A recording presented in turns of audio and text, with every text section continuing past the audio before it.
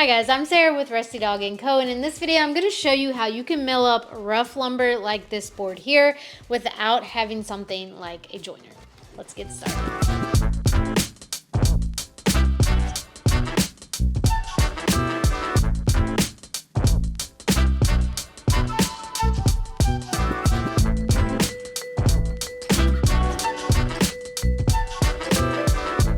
So the first thing I'm going to do with these rough walnut boards is cut them into smaller pieces. Now since my boards have some twisting and cupping going on, it's a little safer to break these boards down with the jigsaw than on the miter saw. Also, cutting them into smaller pieces will help with taking those twists and cups out of the board. Now I like to leave them a little heavy for now, and we'll get everything to its final size a little later.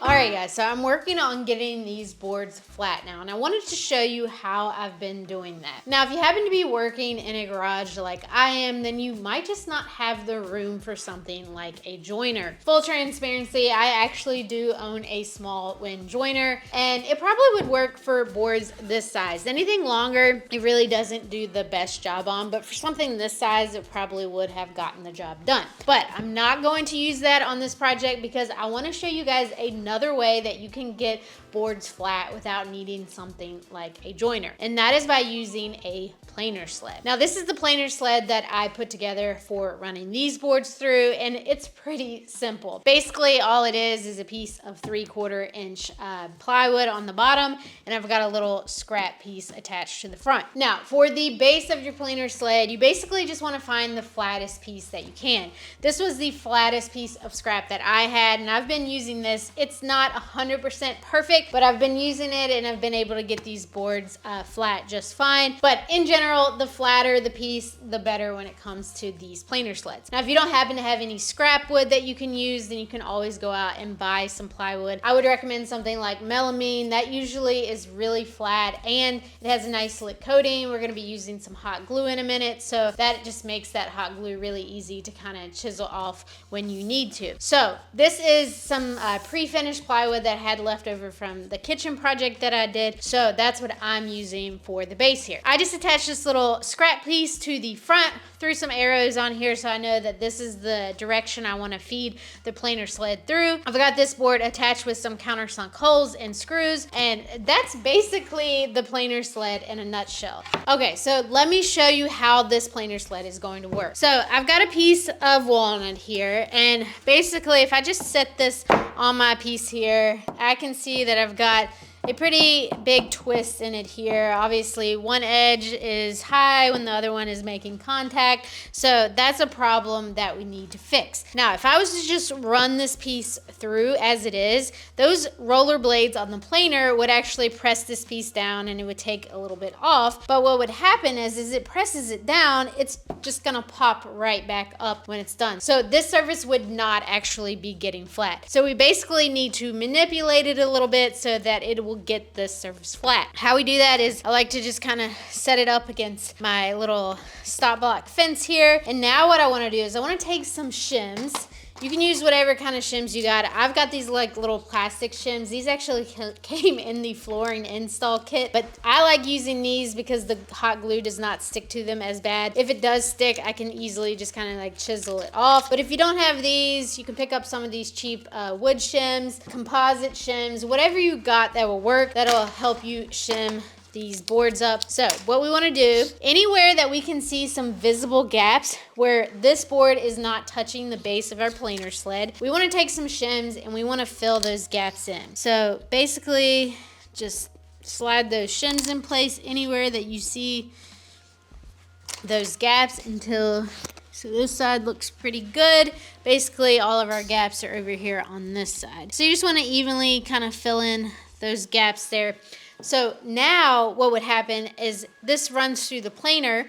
Those rollers are gonna try to press this down, but they can't physically press it down because we've put those shims in place. So what that is doing is it's actually getting this surface nice and flat now. So what I'm gonna do is I'm gonna take some hot glue now. I've got this little battery powered Ryobi hot glue gun. I actually just got this thing for Christmas, and the amount I've already used this thing is insane. That's one of the things I love about having Ryobi batteries. I got into the Ryobi platform when I first got started just because it allowed me to get the most amount of tools for the least amount of money. But I've upgraded some of my tools that I use the most to some Milwaukee, but I still love having Ryobi just because they make so many different things that work off of these batteries. This hot glue gun is one of those things that I am so happy to have. I've already used it, like I said, so much on this project. And basically all I want to do is take my little hot glue gun here and just apply a little hot glue to the shims in the base of my planer sled. That way these shims are just not gonna back out on me as I'm running this through the planer. So I'm gonna give this hot glue a couple minutes to set up. Once it's nice and solid, we're gonna take this over to the planer. We're gonna start running it through.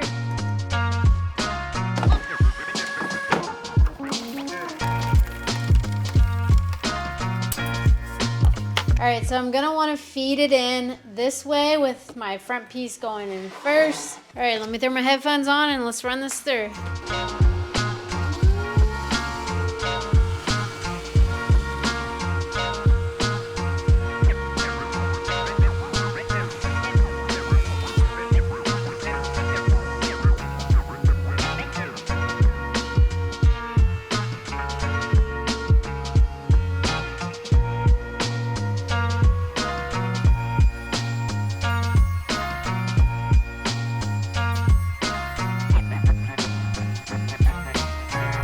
Okay, so once I get it run through to where all that roughness is gone, then what I like to do is I like to take a straight edge. I like to just see how flat it is if I need to take more passes. From the looks of it though, we are pretty freaking flat. So now that I've got this side flat, all I would have to do is take this piece off and flip it over. Now since I know that this side is flat, I can run this through like this into the planer, and it's going to be referencing off of this new flat surface. So I can then continue to run it through till I get this plane, and then we'll just get it to whatever thickness that we need it to.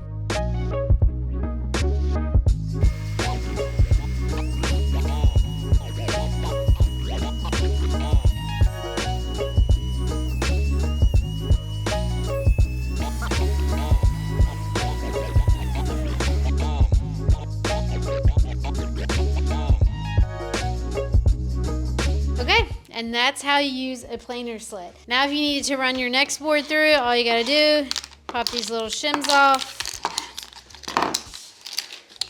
clean it up a little bit, and you're ready to go for your next board. So that's a pretty simple way that you can get boards flat without having something like a joiner.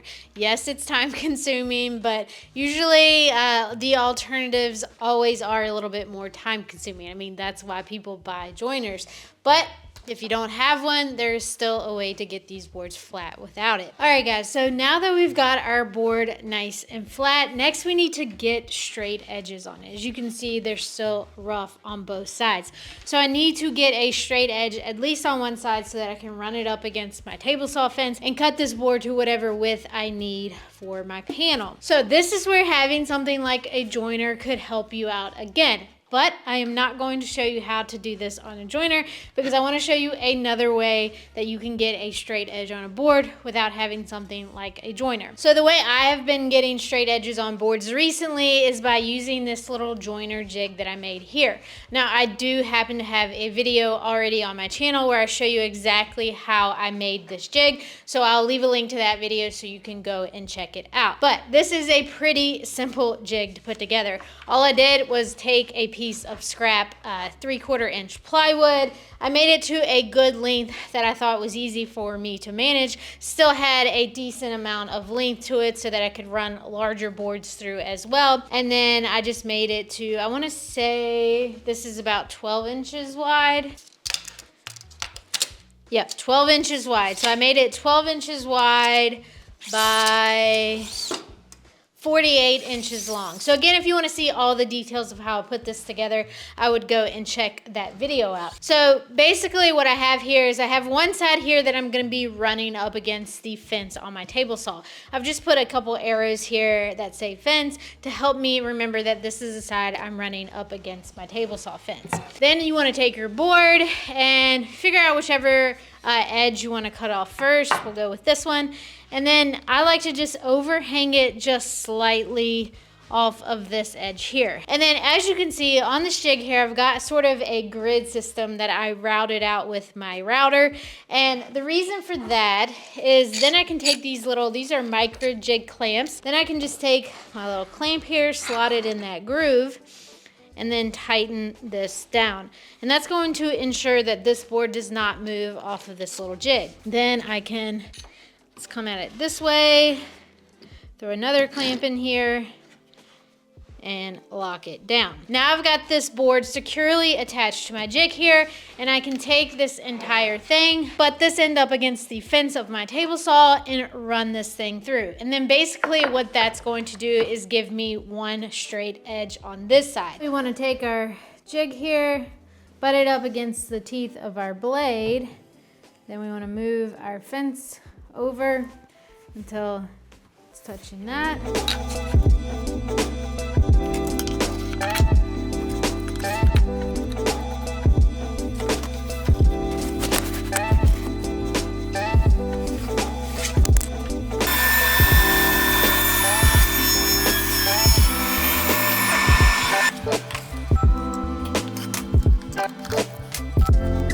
All right, we got one flat edge now. Now all I have to do to get this ripped to the width I need is take my new straight edge, butt it up against my table saw fence, set it to whatever width I need, and run it through. So this is a really simple way that you can get straight edges on boards without needing something like a joiner. That's kind of turning into the theme of this video, I think. Who needs a joiner? So this jig works really good at getting you a straight edge if you don't have a joiner, but this does assume that you do have a router that you can make this jig with.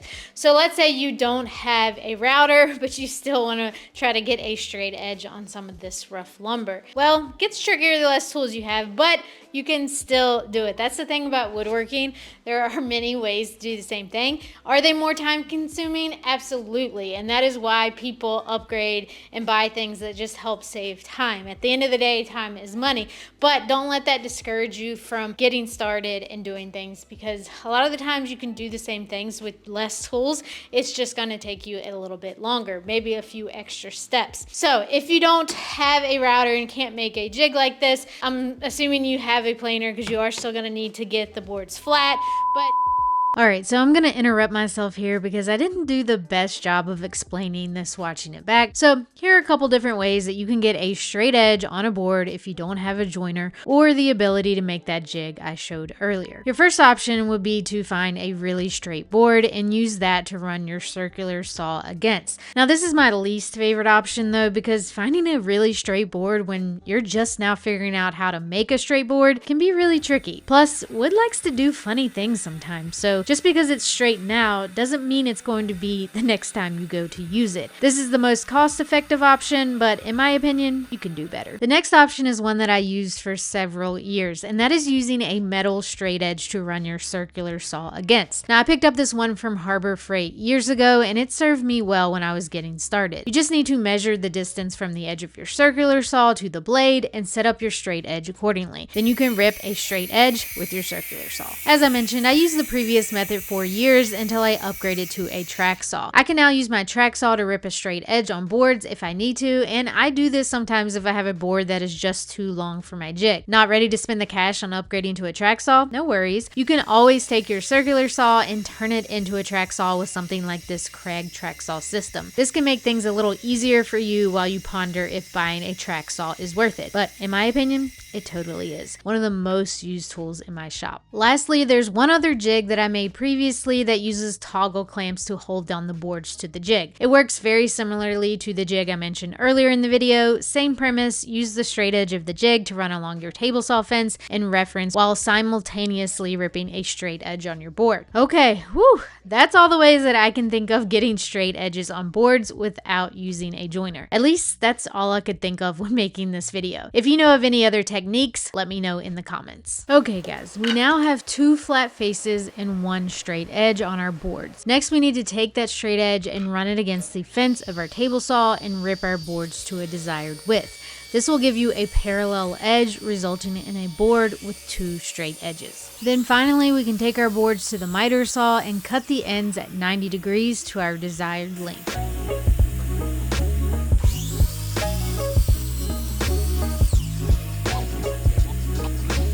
And that's all there is to it. Now I've got flat, square boards that I can use for my project. Alright guys, and that's how you mill rough lumber without having something like a joiner. If you guys found this video helpful, make sure to give it a like for me. That's something small you guys can do that really helps my channel grow. And if you want to see more woodworking content, make sure to subscribe to my channel. As always, thanks so much for watching guys. I'll see you for my next video. Bye.